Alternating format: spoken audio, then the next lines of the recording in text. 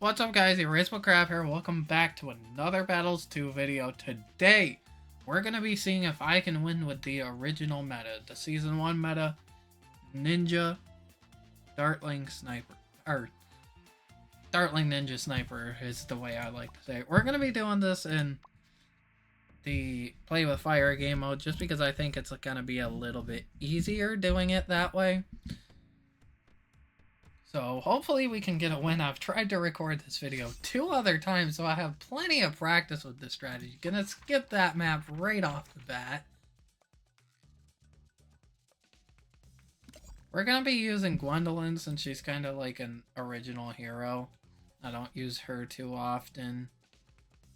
But again, we have not Super Monkey, Dartling, Ninja, Sniper. That's the order I like them in as well.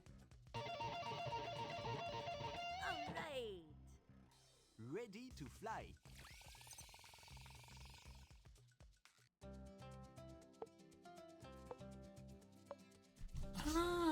Usually the play is to start off with the Dartling Gunner.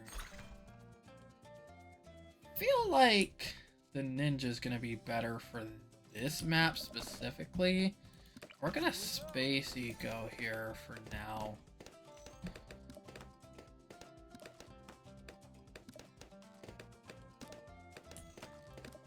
Get Gwendolyn down on round 1, that'll help us. Not the best position, but I think it will be fine. Is my opponent sending me balloons? I don't think they are. I see my... well, they could just have the same decal as me, but I don't see... I think they are now. Let's get the double shot. I should have got Seeking Shuriken a while ago, but we'll get that now. We should be fine for right now, just that. The Dart Monkey, I learned this the hard way in one of my videos. I think it was, can I win with only Dart Monkeys? I think on this map, the Dart Monkey just isn't that powerful. We're gonna go ahead and switch to Group Blues. But the Dart Monkey on this map, there's just no real good space for it unless you put like a Spike-a-Pole or a Juggernaut like right up here where my mouse is. Let's go ahead and get a Dartling Gunner down. We'll get that down here. I know it's not going to be hitting everything, but we'll clear that obstacle. Our opponent is down to 13 lives. We're down to 112. That was not the best play on my part. I'll put Gwendolyn's level 3 ability right there. But honestly, I think that just having our Dartling Gunner there is going to be fine. Let's actually aim it more that way. Well, let's get faster barrel spin and at least focus firing just to make it a little more accurate. And also to make it a little more accurate, I'm going to lock the target. Now, I know locking the target on the Dartling Gunner isn't the best decision, but that's the way I do it. I just... every time I don't have my Dartling Gunner locked, I end up doing something, it ends up retargeting itself, and it's just a massive pain. So as much as it sucks to do, I just lock my Dartling Gunners in place now.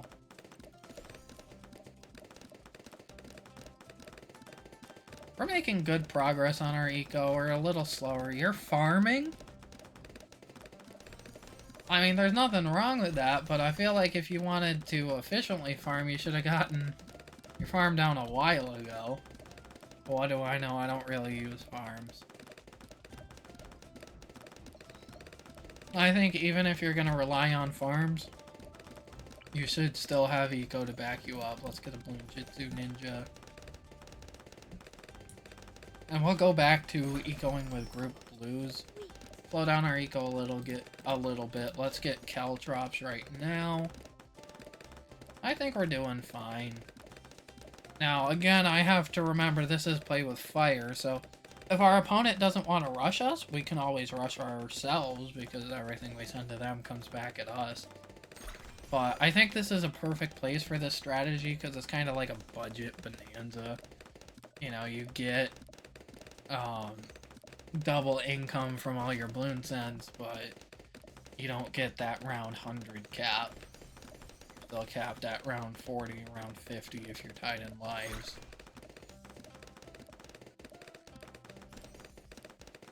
I do think that this strategy is strong, don't get me wrong, but I think there's a few weaknesses.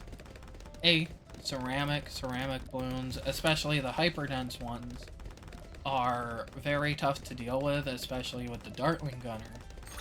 So, well, let's get back to greens. They moved on us. So I do think that there's a few weaknesses. Again, it also depends on the map, because there was a map I was playing on in one of my other attempts where the sniper pretty much saved me because I had it as a starting tower, which is kind of nuts to say. But I do think our best decision for defending mid-game rushes is the full auto rifle, cross path with middle path so it can see camo. And honestly, the semi-auto rifle in general is just... I think it's a little bit OP. I don't think they need to nerf it. I think it's well balanced where it's at. I just think it's a little bit OP during the mid-game rounds because it just annihilates every rush. But not nearly as bad as Morglaives. Morglaives, they need to do something about because it's just too OP. It can defend infinite purples, infinite regen rainbows. If you layer it, you can get it by it, but it takes so much money that in a normal ranked game, you're not going to have enough money to overwhelm Morglaives with a mid-game rush. And that is what's ridiculous about it. I made a video on that. Check that out if you want to. Honestly, I think I could have done a better job in that video showing that. I might do a retake or like a part 2. Just because I want you guys to know how OP it is. And I'm pretty sure I also uploaded a YouTube short where I just showed, again, all the information that I just shared with you. We almost have enough money. We could probably just get the Elite Defender. Because I think that's going to be our best option right now. The things we're going to struggle to in the late game are definitely BADs on this map. Because when your opponent sends you Moab class balloons, they go along this path. And then they exit right down by our sniper. So it's a short path for them. So we'll have to worry about that. Oh yeah. I always forget the Elite Defender you can't set to Elite until you have the Elite Sniper. Because I always forget that the Elite Sniper is a thing for some reason. Which is the middle path, which is what we're going to be working toward. Now, in this strategy, you do have sniper farms, which are a legitimate way of earning money. Me personally, I don't go out of my way to farm with the sniper, but there's nothing wrong with it. I just mainly want that elite targeting. And we annihilated that Moab. That was really nice. And it's due mostly in part to our snipers. I think the sniper is probably the strongest thing in this strategy throughout the early to mid-game rounds. And then once you get to the late game, I think the dartling gunner is what really sets it off, because the dartling gunner has things like the MAD and the balloon exclusion zone, which are very strong in the late game.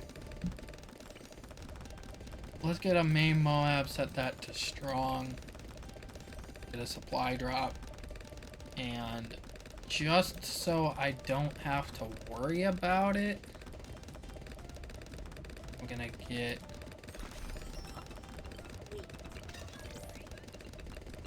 I did hit the right sniper. Yes. Okay. I'm gonna get that. A farmer, because I guess I will go ahead and get a few sniper farms, just because we have a little extra room on this map. I'm not gonna go crazy. I'm just gonna get, like,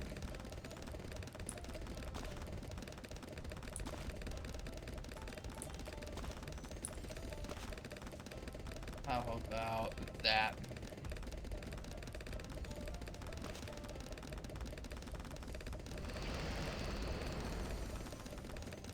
I think, even though it fires slower, I do believe the top path is the better cross path. And man, we flew through that money we had quick.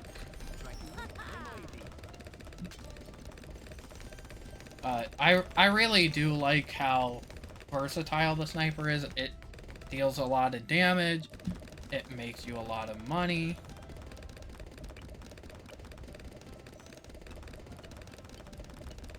Hey, did I not link this?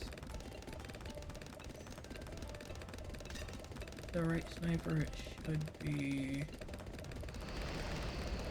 that. Right?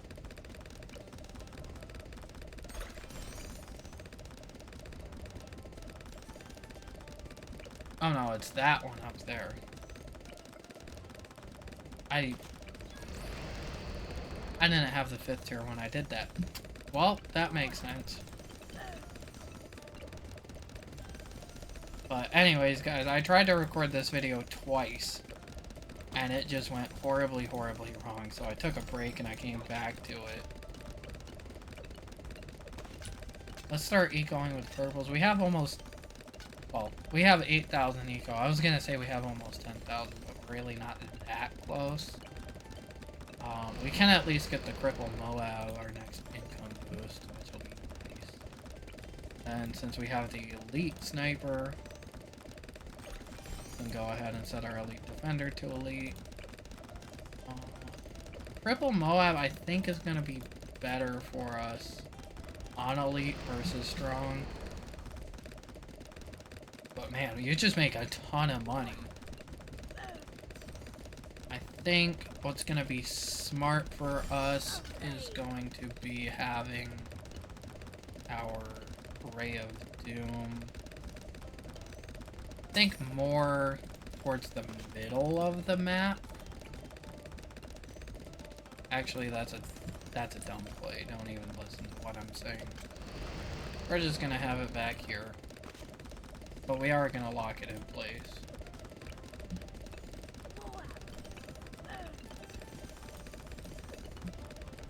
And then BZ, it doesn't really matter. So I'll have it up in this corner. And let's go ahead and get that. I'm gonna get all that cash. That's good. We're up to 11,000 eco. And this is my goal. I want to win, but not by rushing early game. I don't want the games to end on like round 7, or even in the mid game like round 13. I want these games to go a little bit later, just so you guys can see how broken this strategy, or how good this strategy still is. Because like I said, it is a legitimate strategy. That's not going to do anything to us. We had the cripple Moab, which was pretty much carrying us there. So we did win, and we did defend a rush. That's my whole goal here. We've been recording for 13 minutes. I'm trying to keep these videos around like the 20-minute mark. But sometimes I want to make sure you guys get at least 2 games in each video. I feel like one video or one game in a video just isn't satisfying enough. Thin Ice actually isn't a bad map, and I wouldn't mind playing on this map with this strategy. We're using bonus connection has been lost. Okay. The reason why I'm using Gwendolyn is just because she's one of the original heroes. Quincy, Gwendolyn, Oben, and Striker Jones were the original heroes in Season 1. So I think we're going to be fine. That Glade reversed. That's interesting. I don't know why. I don't know if it's a bug like with my game specifically, or Battles 2 in general. There are some times, normally I'll scroll through here, like I can use my scroll wheel, and then other times, like right now, I don't know if you guys can hear that, I'm scrolling and literally nothing is happening. And it's just so weird to me that it does that. But I've always had that issue for at least... I don't think I ever had it back in Season 6, but around like Season 7 and after, I had that issue. So this is interesting. I think we'll put our Ninja Monkey right here this time. Gonna eco with Space Blues just like we did last time. Don't forget Seeking Shuriken. As much as I want to get Gwendolyn down on round 1, I might delay it. Just so we can have that Seeking Shuriken. This is not going to our favor. I gotta get the double shot. Or else we're gonna leak some lives. Which I don't mind leaking a few lives, but we're already chasing. I don't want to leak a ton. So hopefully we can get Gwendolyn by the end of round 2. If not, no biggie. But it looks like we did. If I sent one more Space Blue there, we wouldn't have been able to. I would have had to delay it till round 3, but we did, so now Gwendolyn's almost level 2, so that's good. Gonna send us some space yellows. Let's get some Caltrops out. I think maybe sending Gwendolyn to last may help. Because we can't really upgrade our ninja too much. Did they really just want the first blood that bad? Because I mean, I don't care if you did. Maybe he's strong. That way Gwendolyn can pop down the yellow layers. Yeah, I think that's going to be our best play. And then... honestly, let's get a sniper and clear that obstacle. Let's clear them both. At least get a few upgrades on it. Switch over to ecoing with grouped blues. They're using BTN as their hero. They've got Dartling Ninja Wizard. So we went with Sniper, they went with Wizard. The Wizard actually may not be bad for this game mode because that wall of fire is really cheap to get compared to a lot of the upgrades we have. And it's completely worth it. It's basically like having Gwendolyn's level 3 ability out almost all the time. There's only a short cooldown on it. Let's get the semi-automatic. We should be doing a lot better. Let's actually set this to strong. I will set Gwendolyn back to first.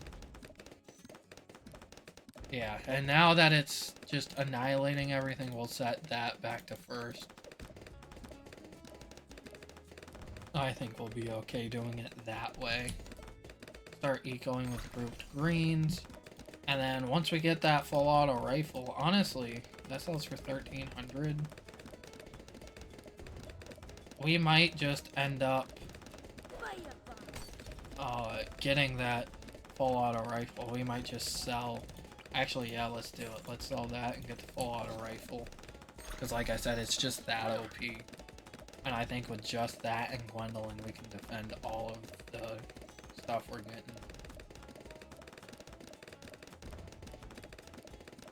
Which also allows us to get a way better ninja spot right there. I know it's kind of a waste of money, but at least we have it now.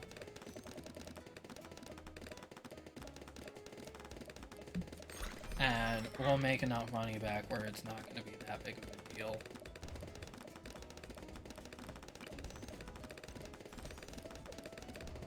Let's get the firebomb out. Just to ensure our safety. Our opponent is going to end up leaking down some lives, but they have BTN so they can just regen them. Get a Blinjitsu Ninja. And then I want to send a few purples. I'm hoping it won't overwhelm us. But I'm hoping to get past their wizard. And that might get us the win. And it does. Okay. So about 20 minutes in, a little longer, but we got 2 wins. This was my 3rd attempt making this video, so I hope you guys enjoyed. If you guys don't know, the main reason why this was the meta in Season 1 was because the Dartling Gunner was glitched. The laser shock upgrade on it would stack. The Dartling Gunner would just do way more damage than it should have. So if you had a Hydra rocket pod cross path with the top path, that alone would get you to like round 20, maybe around 25 if your opponent rushed you. Depending on what rushes they gave you. So like all of the mid-game rounds, you were completely fine because it was just that OP. It could defend everything. And then I believe at the same time the ninja had the glitch where either the sticky bombs would stick to BADs, which they weren't supposed to, and or the sticky bombs would stack. I think it was both of them. So having those 2 glitch towers and then the sniper, which was objectively the best late game tower back then, in one strategy just made it super OP. With that said, hope you guys enjoyed, and I will see you in the next video.